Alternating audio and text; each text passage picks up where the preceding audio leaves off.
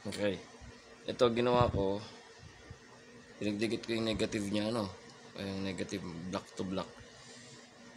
Okay, so pwede ko siyang maging ilaw habang gagawa.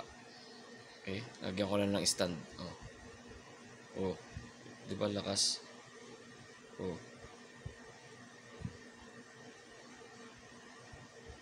di ba? Oh, ha?